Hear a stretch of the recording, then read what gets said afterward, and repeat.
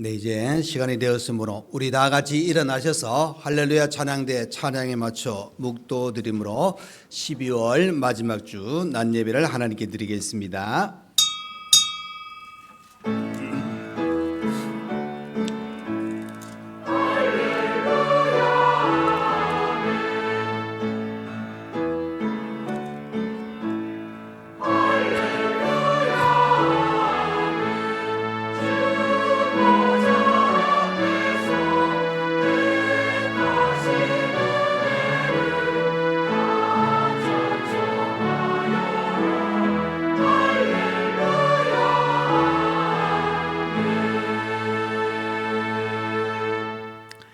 여호와를 자기 하나님으로 삼은 나라 곧 하나님의 기업으로 선택된 백성은 복이 있도다.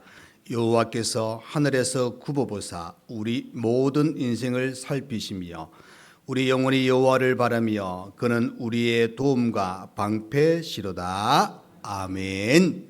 우리를 굽어 살피시며 방패가 되으시고 도움이 되으신 하나님 아버지, 어느덧 2024년의 마지막 주일을 맞이합니다. 하나님, 이 한 해의 모든 걸음 가운데 하나님이 함께 하시고 인도하심을 또 한번 고백하며 모든 것이 하나님의 은혜였음을 다시 한번 우리 마음을 담아 이 시간 또 예배로 영광 돌려드립니다. 하나님 받으시고 한량없는 은혜를 이 시간 또 저희들에게 허락하여 주옵소서. 순서마다 우리 하나님이 함께하여 주옵소서. 예수님 이름으로 기도하옵나이다.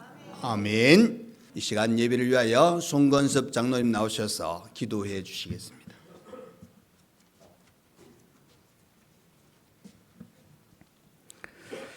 하나님께 영광을 드립니다.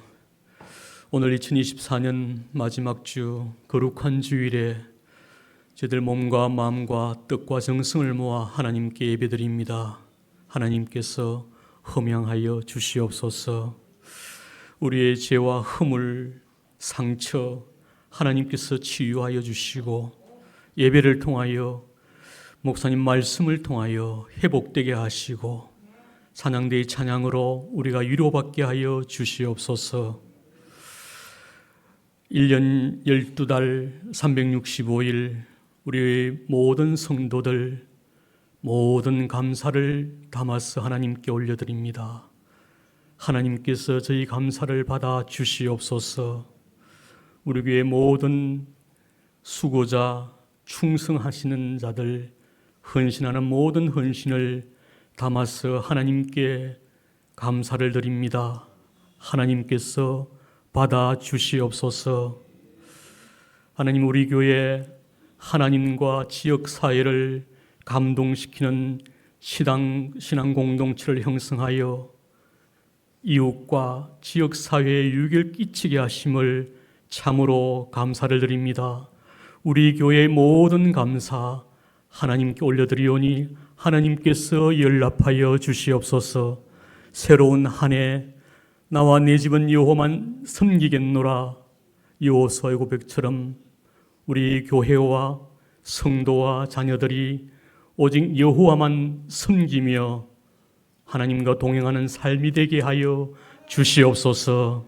2025년도 하나님께서 지켜 주시옵소서. 어제도 오늘도 영원히 살아계신 예수 그리스도 이름으로 기도드리옵나이다. 아멘.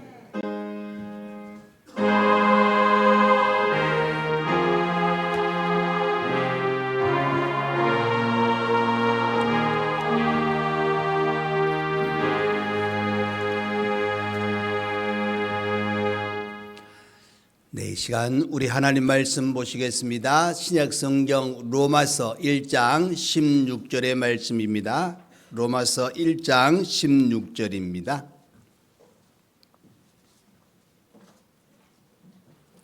신약 성경 239페이지가 되겠습니다. 네, 오늘 다 찾았으면 한 절이니까 우리 한 목소리로 합독하기를 원합니다. 우리 다 같이 합독하겠습니다. 내가 복음을 부끄러워하지 아니하노니 이 복음은 모든 믿는 자에게 구원을 주시는 하나님의 능력이 됨이라. 먼저는 유대인에게요 그리고 헬라인에게로다. 아멘. 네, 이 시간 할렐루야 찬양대 하나님께 찬양으로 영광 돌려드리겠습니다.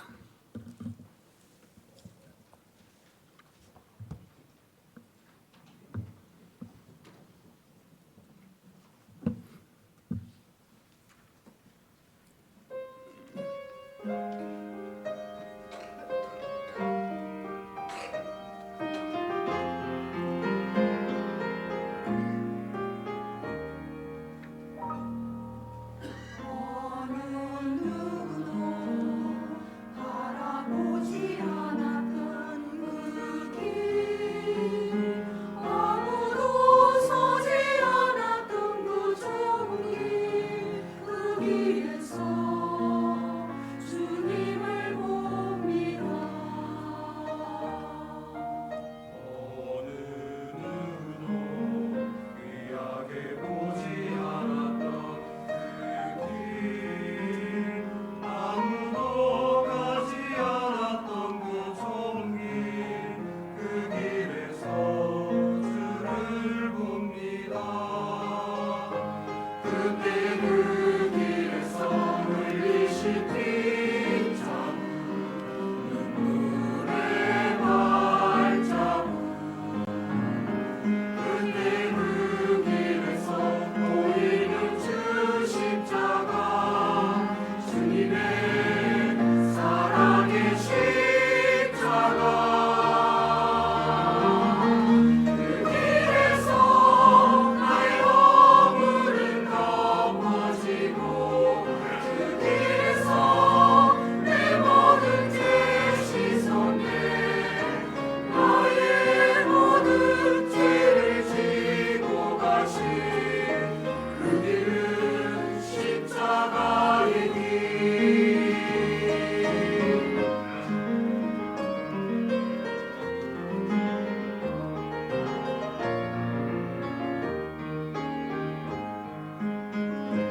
그때 그 길에서 흘리신 빗자루, 눈물의 발자국, 그때 그 길에서 보이는 주 십자가, 주님의 사랑의 십자가, 구원의 주님의 십자가. 그 길에서 나의 허물은 덮어지고, 그 길에서 내 모든 죄 씻었네. 나의 모든 죄를 지고 가신 그 길은 십자가의 길. 그 길은 생명의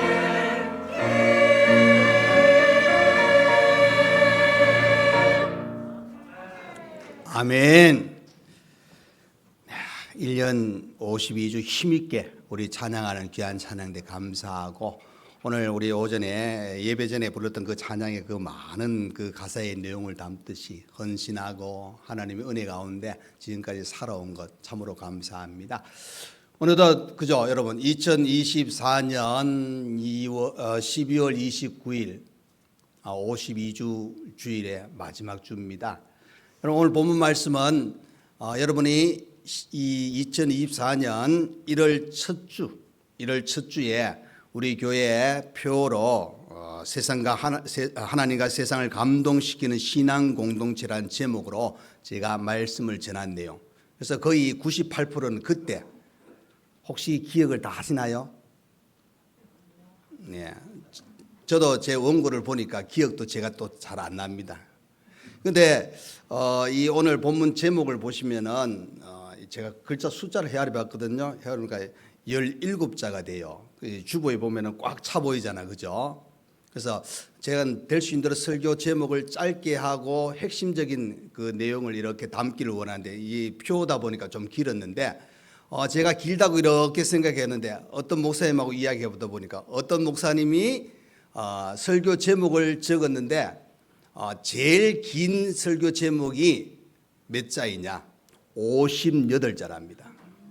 주보에 4줄이 이렇게 나와요. 제가 주보 사진 찍어서 저한테 보여주더라고요. 그 제가 보니까 소제목이에요, 완전히. 58자를 했는데 그래서 그 담임 목사님이 그 부목사님한테 이야기했대요. 좀 설교 제목을 조금 줄여가지고 핵심적인 거 하면 안 되냐 그러니까 저는 이렇게 해야 됩니다. 그래가지고 목사님 포기했대요. 58자보다 17자 짧죠? 네. 17자 정도는 외울 수 있잖아요. 이걸 한번 해볼까요? 시작. 예, 대단합니다. 저는 다 못 외우는데. 네. 제가 틀리나 안 틀리나 확인하잖아요. 자, 여러분 보십시오. 우리가 이 하나님과 세상을 감동시키는 신앙 공동체라는 주제하에 올 한 해를 우리가 살아왔습니다. 여러분 성경에 보면 감동이라는 단어가 26번 나와요. 26번. 실제로 많은 그런 내용은 아닙니다. 그러나 성경 전체를 이렇게 보시면은 하나님께서 우리에게 얼마나 감동을 주고 계시는가 하는 사실을 우리가 보게 되어집니다. 그래서 제가 원래 이 주제를 표를 삼은 이유는 하나님이 우리를 진짜 많은 감동을 주셨는데 반대로 우리가 이제 믿음으로 살아가면서 하나님을 감동시키면 얼마나 좋을까? 하나님을 감동시키면 얼마나 좋을까? 그렇게 해서 이 말씀 표를 삼았습니다. 그리고 또 하나님을 감동시키는 것으로 끝나는 것이 아니라 우리 성도가 바로 이 땅에서의 이 하나님을 감동시킬 뿐만 아니라 세상을 감동시키는 그런 신앙 공동체로 살아가면 좋겠다 하는 이런 마음으로 표를 삼았습니다. 여러분 이 한문에 보면은 이 감동이라는 그 의미가 뭐냐면은 느낄 감, 움직일 동입니다. 다시 말해서 감동받는 사람은 움직이게 되어 있습니다.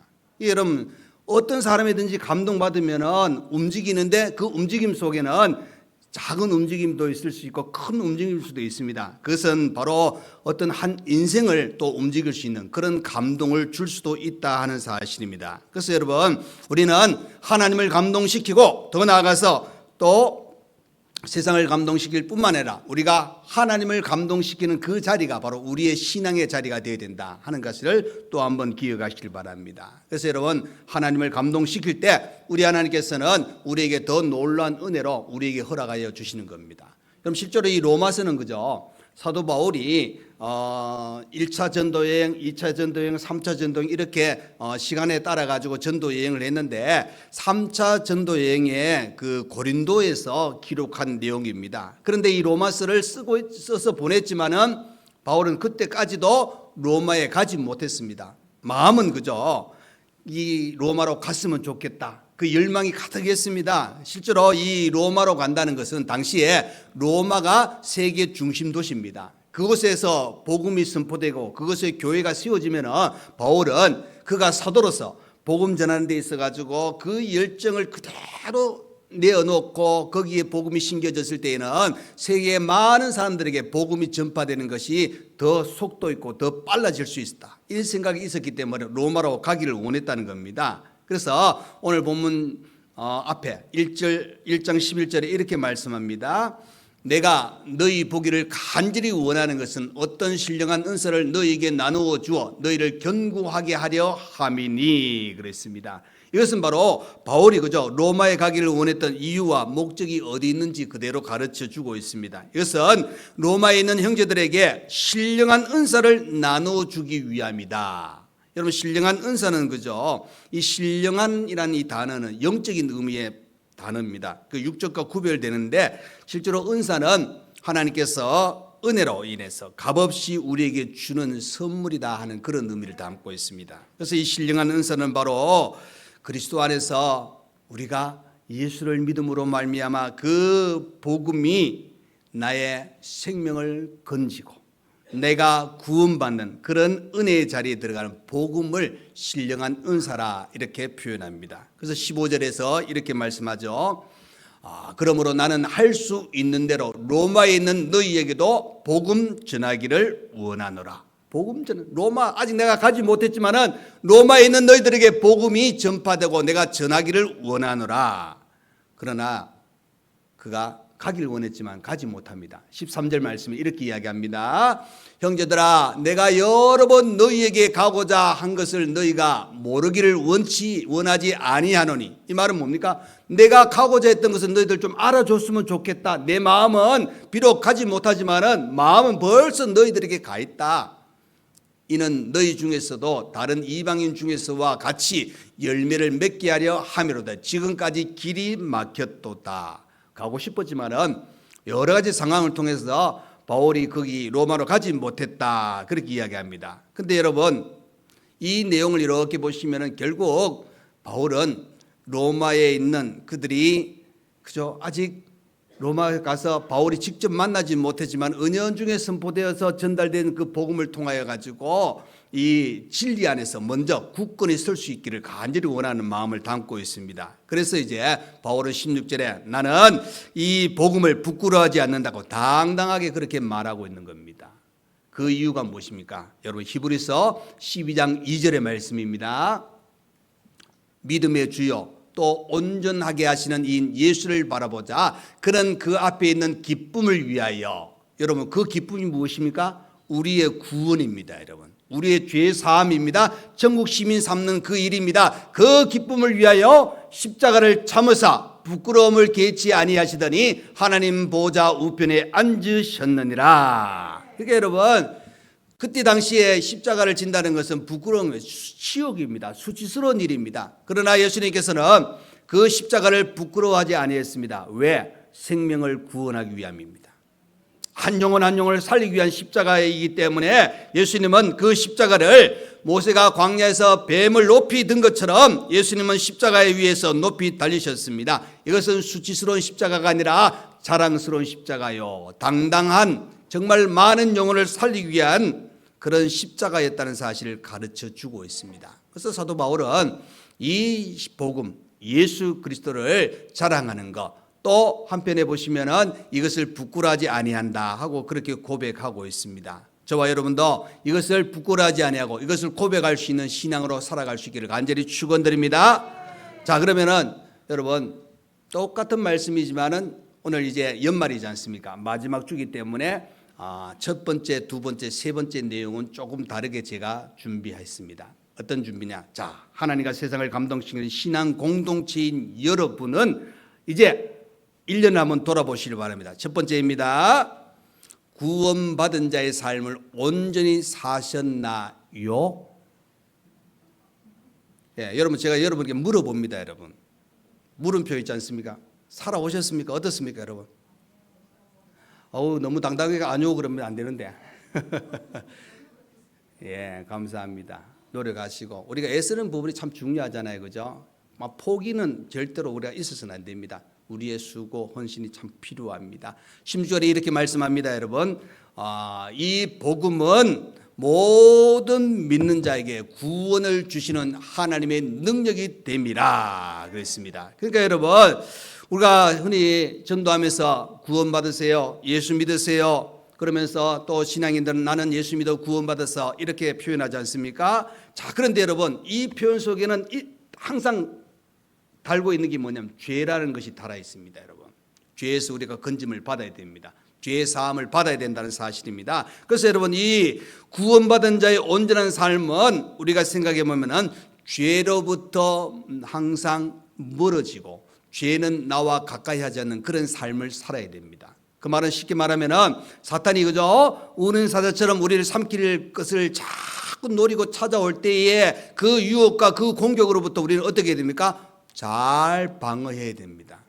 어떨 때는 방어로 끝나는 것이 아니라 오히려 사탄을 공격해야 됩니다. 그래서 여러분, 로마서에 있는 말씀처럼 넉넉한 승리자가 되어야 됩니다.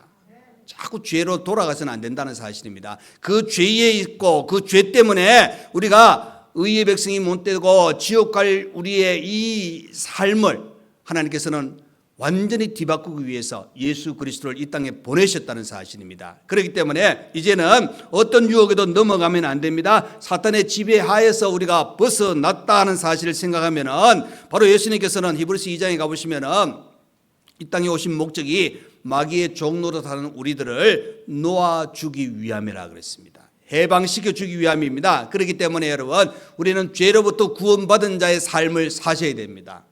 그러면은 죄는 어떻게 됩니까? 나에게 찾아오지 아니하도록 탁 방어막을 잘 쳐야 됩니다. 방어막. 그렇잖아요, 여러분. 우리가 하나님의 자녀로 살아갈 때에 이 거룩함이 무너질 수 있는 그런 환경으로부터 우리는 다 차단하고 이기고 어떨 때는 거기 아예 들어가지도 말아야 됩니다, 여러분. 그래서 우리는 이 어떻게 보면은 죄로부터 건짐을 받았다는 이 사실 하나만으로도 우리는 놀라운 은혜를 경험하고 살아가고 있는 겁니다. 그리고 또 한편에 보시면 로마서는 우리는 빚을 진, 즉 사랑의 빚을 졌다 이렇게 우리가 고백 표현합니다. 그 말은 여러분 우리가 죄의 싹슨 사망이라 그랬지 않습니까? 그래서 이 죄로부터 우리는 자유롭지 못했습니다. 그래서 고린도후서 5장 19절 또 21절에 이렇게 말씀합니다.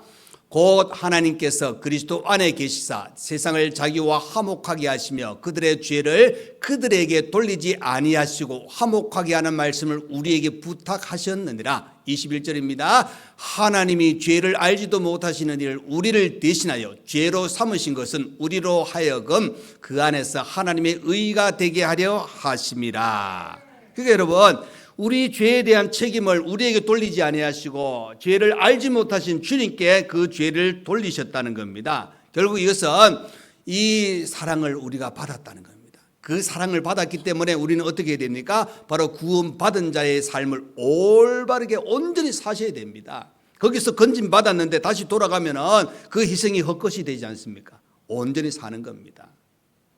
그리고 우리는 아까도 말씀드렸지만은 죄의 어떤 한 부분, 다시 말해서 우리의 거룩을 무너뜨리고 우리가 구원받은 자의 삶을 살아가는 데 있어서 방해되는 모든 것들로부터 여러분 철저하게 우리의 이 삶의 순간순간은 부단히 노력을 해야 됩니다. 내 이익 때문에 나도 모르게 그 죄에 오염된 우리의 모습을 다시 만들어 나가서는 안 됩니다. 여러분 우리는 구원받은 자로서 이 땅에 우리의 삶은 성화의 삶입니다. 거룩하게 변화되어지는, 완벽하게 변화된 건 아니잖아요. 그러나 오늘보다는 내일이 더 거룩해지고 내일보다는 모레가 더 거룩해지는 하나님의 자녀로 살아가는 우리의 삶의 모습을 기억하셔야 됩니다. 그래서 여러분 한 번 또 제가 물어봅니다. 지금까지 죄와 관계없는 삶을 살아오셨습니까? 예. 저도 이렇게 물어보지만은 솔직하게 말하면 자신이 없습니다, 여러분. 왜 순간순간에 나도 모르게 이런 생각 저런 생각 막 들거든요. 그런데 중요한 거는 우리가 그것에 대해서 자각하는 것이 필요합니다. 이것이 잘못되었구나. 이것이 내게 찾아오면 안 되구나. 이 자각이 있을 때에 막을 수 있습니다. 자각이 있을 때 승리할 수가 있다는 사실입니다. 여러분 우리는 에베소서 말씀을 통해서 보면은 바로 죽었던 우리들입니다. 우리가 예수를 통해서 구원받았기 때문에, 믿음으로 구원받았기 때문에 이제는 우리는 우리의 모든 삶이 이제는 성령이 내 속에 거주하는 그런 복된 삶을 사셔야 됩니다. 로마서 8장 11절입니다. 여러분 예수를 죽은 자 가운데서 살리신 이의 영이 너희 안에 거하시면 그리스도 예수를 죽은 자 가운데서 살리신 이가 너희 안에 거하시는 그의 영으로 말미암아 너희 죽을 몸도 살리시리라. 우리의 영혼의 구원도 있지만 이 육신의 몸도 살리는 놀라운 역사가 이렇게 일어난다는 것을 가르쳐 주고 있습니다. 에베소 2장 8절입니다. 여러분 너희는 그 은혜에 의하여 믿음으로 말미암아 구원을 받았으니 이것은 너희에게서 난 것이 아니요 하나님의 선물이라. 놀란 은혜를 우리에게 주셨다는 것을 가르쳐 주고 있습니다. 그래서 여러분 우리는 구원받은 자입니다. 이제는 어떻게 됩니까? 구원받은 자로서 온전한 삶을 사셔야 됩니다. 그 말은 여러분 죄와 우리는 완전히 결별된 사람입니다. 그죠? 그러면 죄와 결별된 삶을 살기 위해서는 어떻게 됩니까? 쉽게 말하면은 말씀 안에서 신앙을 지키는 겁니다. 거룩하게 사는 겁니다. 찾아오는 어떤 유혹에도 우리가 이길 수 있는 그런 신앙으로 성장하셔야 됩니다. 그러니까 우리는 육신이 약하니까 하고 자꾸 나도 모르게 합리화시킬 수 있는데 육신이 약하니까 그건 사실입니다. 약한 건 오히려 더 우리가 아는 것이 더 중요합니다. 그럼에도 불구하고 잊지 말아야 될 것은 약한 존재이기 때문에 하나님을 찾으셔야 된다는 겁니다. 약한 존재이기 때문에 우리가 기도해야 됩니다. 하나님이 그런 사모하는 자에게 하나님은 구원받은 자의 삶을 살 수 있도록 우리의 걸음을 인도해 주십니다. 여러분 한번 마음속으로 그죠? 여러분 우리 스스로를 한번 이렇게 자문을 한번 해보시길 바랍니다. 내가 과연 정말 구원받은 자의 삶을 온전히 지금까지 살아왔는가? 자, 그렇게 해보시면서 우리 스스로 내가 이렇게 딱 체크해 보시면은 어떤 부분에서는 이 부분에 대해서는 내가 철저하게 잘 짓겠다. 그런데 어떤 부분에서 내가 제대로 못 지켰다? 그럼 그 부분에 대해서는 올해 아니라 내년에는 더 집중적으로 해서 정말 이 왼쪽 오른쪽 다 균형 있는 그런 정말 신앙으로 굳건히 세워나갈 수 있는 그런 자리에 우리가 들어가셔야 된다는 겁니다. 그래서 여러분, 자, 구원받은 자의 온전한 삶을 사셨습니까? 하고 이야기했을 때 여러분, 그래도 조금은 내가 부족한 건 있지만 그래도 예라고 대답할 수 있는 그런 신앙을 소유할 수 있는 저와 여러분 되시기를 간절히 축원드립니다. 자, 두 번째로 하나님과 세상을 감동시키는 신앙 공동체의 여러분은 여러분의 삶 속에서 그죠? 하나님이 능력이 내 삶에서 나타나셨나요?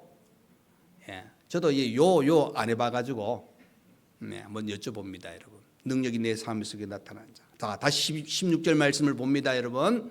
자, 그것이 보면은 뒷부분에 나오죠. 이 복음은 모든 믿는 자에게 구원을 주시는 하나님의 능력이 됨이라. 실제로 여러분 이 1장 16절 말씀은 그죠? 로마서의 주제입니다. 그런데 여러분 이 로마서의 주제라고 이야기하지만 더 크게 이야기하면 우리 신앙생활에 이 말씀은 바로 믿음의 주제라 이렇게 표현합니다. 다시 말해서 이 능력 중에 능력은 어디에서 나타납니까? 바로 하나님으로부터 오는 능력이 최고 큰 능력입니다. 이 천지 만물을 창조하시고 우리를 죄에서 건지시기 위해서 독생자를 보내신 하나님, 우리의 기도를 들어 응답하신 하나님, 홍해를 가르신 하나님, 이스라엘 백성을 인도하신 하나님, 또 믿지 않을 것 같은 사람들을 변화시켜서 하나님의 사람으로 세워나가신 하나님. 그 대표적인 인물이 누굽니까? 바울입니다, 여러분. 예수 믿는 사람들을 얼마나 괴롭혔습니까? 박해하던 자입니다. 비방자였습니다. 그런데 예수님을 만나게 되니까 완전히 뒤바뀌어서 나중에 자기가 그 예수 믿는 사람들을 고통의 자리에 들어가게 만들었는데 나중에는 그가 그것 때문에 고난을 당할 것이라고 말씀하고 있습니다. 그의 인생이 완전히 바뀌었지 않습니까? 그건 바로 복음입니다. 예수 그리스도입니다. 능력이 거기서 발휘되었다는 사실을 가르쳐 주고 있습니다. 여러분 세상은 그저 우리가 추구하는 것들이 많습니다. 내가 누리는 것이 많습니다. 그러나 그건 영원하지 않는 것은 잘 알지 않습니까, 여러분? 영원한 것은 없습니다. 그 중에 대표적인 뭡니까? 우리 인생이 바로 영원하지 않다는 사실입니다. 권력도 마찬가지입니다, 여러분. 세월이 흐르면 그 권력도 잃어버립니다. 그래서 권불 10년이라 이렇게 이야기하고 때가 되면 권자에서 물러나고 또 새로운 사람이 올라오게 되어 있는 것이 당연하죠. 그래서 시편 146편 3절과 5절에 이렇게 말씀합니다. 귀인들을 의지하지 말며 도울 힘이 없는 인생도 의지하지 말지니 야곱의 하나님을 자기의 도움으로 삼으며 여호와 자기 하나님에게 자기의 소망을 두는 자가 뭐가 있다고요? 예, 복이 있도다. 하나님께 소망을 두는 자가 복이 있도다 하고 말씀하고 있습니다. 그러니까 여러분 하나님은 능력의 최대치의 하나님입니다. 그 하나님께서 내게 주시는 그 은혜는 세상 어느 누구도 바꿀 수 없다는 것을 가르쳐 주고 있습니다. 그래서 여러분 이런 고백이 우리에게 있기를 원합니다. 시편 27편 1절의 말씀입니다. 우리 함께 다 같이 읽겠습니다. 여호와는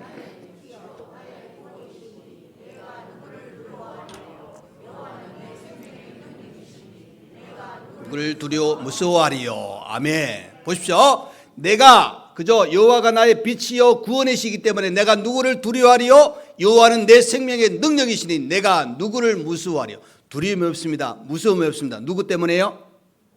여호와 하나님 때문에. 그러니까 여러분 우리는 이제 내 삶의 능력이 나타나기 위해서는 바로 예수 그리스도가 내 삶의 주인이 되셔야 됩니다. 예수 그리스도 안에서 바로 복음이 곧 하나님의 능력이라고 이렇게 이야기합니다. 그래서 여러분 그래서 신앙생활을 하면서 내가 믿음을 가지고 또 기도하면서 말씀대로 살아가기 위해서 노력하는 그 과정을 통해서 이런 놀라운 능력이 우리에게 체험되어지는 겁니다. 그래서 복음으로부터 하나님의 능력이 나오는데 복음은 여러분 무엇입니까? 하나님으로부터 전해진 복된 소식, 반가운 소식, 굿뉴스, 기쁜 소식 이렇게 나오잖아요. 이게 뭐냐? 예수님을 통하여 우리 인간에게 주신 하나님의 계시, 그 말씀, 그 자체가 예수 그리스도입니다, 여러분. 그래서 예수님이 내 속에 있으면은 이런 놀라운 능력으로 나타납니다. 바로 이것은 여러분 많은 영혼들을 변화시키잖아요. 여러분 안 변할 것 같은 사람이 예수 만나니까 그가 완전히 바뀌어가지고 그 삶이 완전히 바뀌면서 세상 사람들이 깜짝 놀라는 그런 사람들이 꽤 많이 나타납니다, 여러분. 하나님께서는 그렇게 역사하시는 겁니다.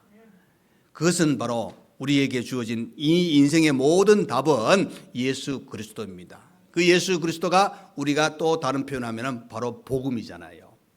그 복음의 능력이 우리에게 나타나야 됩니다. 자, 고린도전서 1장 18절 말씀입니다.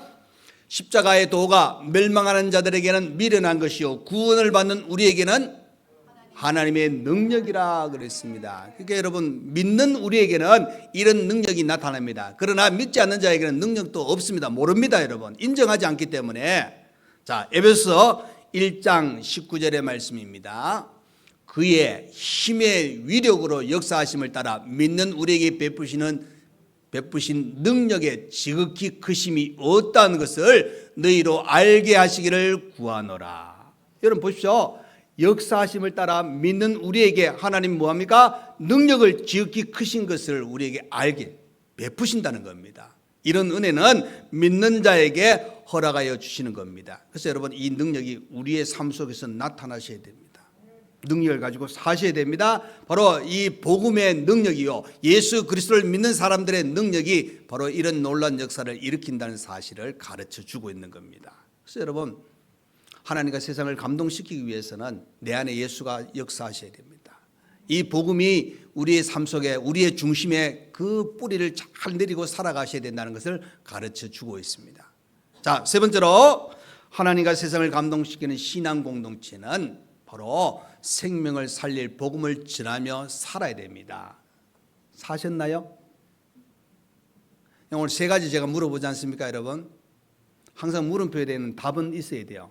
근데 답이 제대로 안 나오면은 벌써 그 물음부터 저한테 찾아오는 게 부담으로 찾아옵니다, 여러분. 그런데 여러분 잘 보시면은 이 부담은 있어야 돼요. 그래서 이걸 신학적인 표현을 이렇게 이야기해서 신학자가 뭐냐면 거룩한 부담이라고. 여러분 왜 그러면 이 거룩한 부담을 가지셔야 우리가 우리의 신앙과 우리에게 주신 사명도 잘 감당할 수 있다는 겁니다. 이 거룩한 부담은 솔직히 다 가지셔야 된다는 사실입니다. 자, 본문 다시 16절 봅니다, 여러분. 내가 복음을 부끄러워하지 아니하노니 이 복음은 모든 믿는 자에게 구원을 주시는 하나님의 능력이 됨이라. 먼저는 유대인에게요 그리고 헬라인에게로다. 아멘. 그러니까 여러분, 유대인, 헬라인 이렇게 두 종류의 어떤 사람들이 나오잖아요. 민족들이 나오잖아요. 그런데 이것을 생각해 보시면은 유대인들 택한 민족, 헬라인들 택함 받지 못한 민족.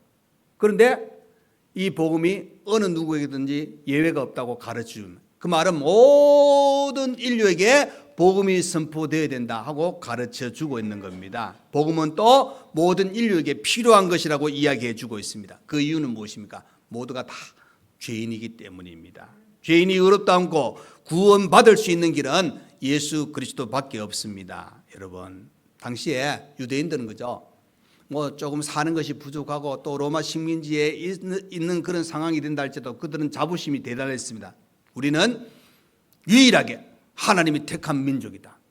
당당하게 이야기했습니다. 그런데 예수님이 유대인들 또 바리새인들 야단쳤잖아요. 근데 뭘 이야기해주고 있느냐? 그들의 의로 모든 것을 결정지으려고 하는 그 모습이 잘못된 것을 지적한. 바울도 이 로마서를 통해서 이야기하고 있는 것이 뭐냐? 우리가 구원받는 길은 우리의 의로움이 아니라 믿음으로, 예수를 믿음으로 이것이 필요한 것이 이루어진다는 것을 이야기해 주고 있는 겁니다. 그렇기 때문에 여러분, 무엇보다 중요한 것은 이 복음이 선포되어질 때 놀라운 역사가 일어나는 겁니다. 여러분, 놀라운 역사가 일어나기 때문에 우리는 날마다 우리의 삶을 통해서 한 영혼 한 영혼을 사랑하는 마음으로 예수님을 전할 수 있는 그런 시간들이 필요합니다. 여러분, 얼마나 귀한 영혼들입니까, 여러분? 그 한 영혼이 하나님 자녀가 된다는 것은, 죄인 하나가 하나님 품으로 오는 것은 하나님은 의인 99보다 기뻐하신다. 잃어버린 한 마리 양을 찾아서 그 목자가 온 산을 헤매는 그런 심정을 우리가 또 한번 생각해 보셔야 된다는 겁니다. 그래서 이 유대인들에게도 또 헬라인들에게도 택한 민족이든 택함 받지 못한 민족이든 더 중요한 것은 예수 그리스도가 예수 그리스도가 모든 사람의 구원자 되신다는 사실이 선포되어야 된다는 겁니다. 유대인이라 그래서 내가 택한 민족이라 그래가지고 예수 안 믿으면 구원받을 수 있습니까? 아닙니다, 여러분. 이 이해가 바로 그겁니다. 우리 아버지가 장로님이고 우리 어머니가 권사님이고 우리 아버지가 목사님이고 우리 아버지가 집사님이고 그러면은 뭡니까? 신앙의 기운이 우리 집에 이렇게 흘러가는데 내가 요렇게 살짝이 몸만 들어가면은 구원받을 거야. 절대로 아닙니다, 여러분. 내가 믿어야 됩니다, 여러분. 그 사실이 누구든지 주를 믿어야 된다고 말씀하고 있잖아요. 그렇기 때문에 바로 이 복음을 선포할 수 있는, 전할 수 있는 우리에게 이 사명을 주신 것도 감당해야 된다는 사실입니다.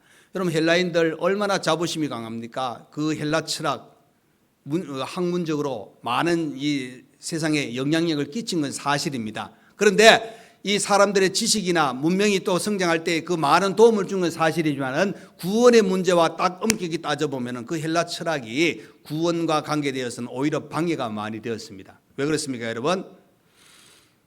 이 어르신들이 그렇게 이야기해요. 많은 분들이 요즘 뭐 나이가 혼기가 찼는데 결혼을 잘 안 한다. 그 이유 중에 하나가 뭐냐면은 이제 많은 것을 경험하니까.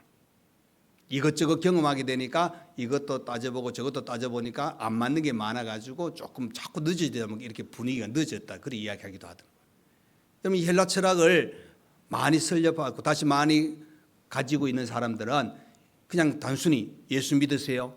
구원받습니다. 예수님 나의 죄를 위해서 십자가에 돌아가셨습니다. 이 자체를 안 믿는 거예요, 여러분. 왜? 시작부터 끝까지 다 증명돼야 됩니다. 이론적으로 딱 합당해야 됩니다.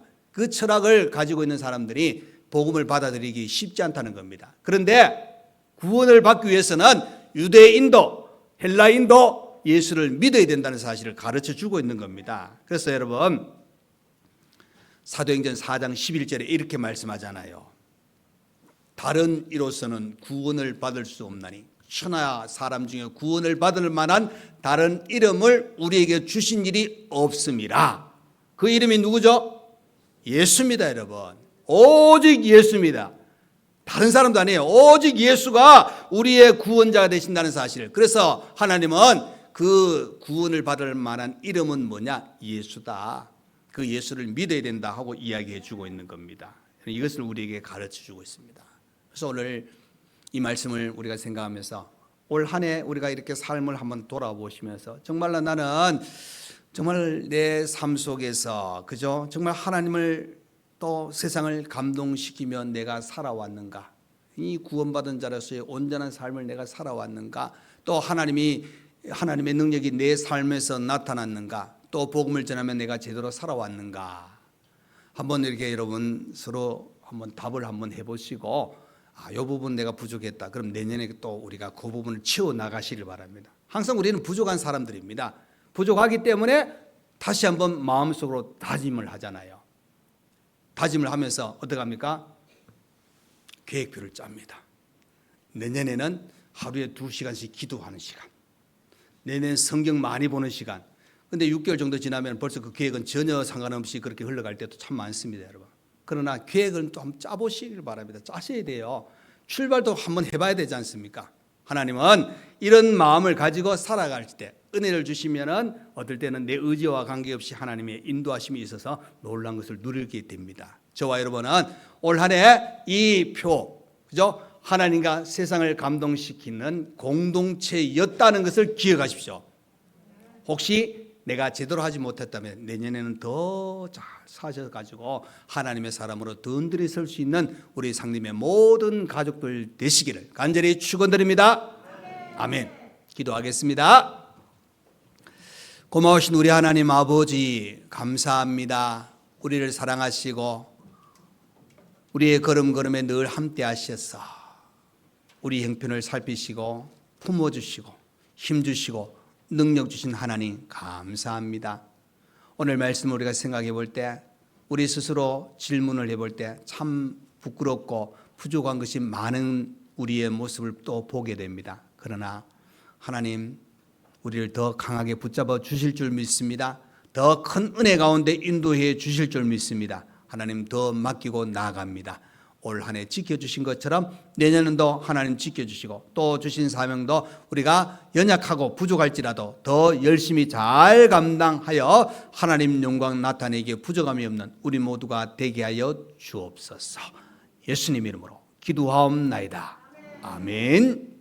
이제는 우리 주 예수 그리스도의 은혜와 우리 하나님 아버지의 크신 사랑과 성령의 위로 감동 감화 교통하심이 2024년 이 한 해를 이제 지나오며 우리 하나님께서 원래 표로 삼은 하나님과 세상을 감동시키는 신앙 공동체로서 우리 자신을 돌아보며 더 나은 2025년을 바라며 살기를 원하는 모든 성도와 가정과 우리 교회 위에 몸이 아픈 분들과 배움에 있는 모든 학생들 위해 또 헌신하는 모든 손길들 위해 이제로부터 영원토록 함께 있을지어다. 아멘.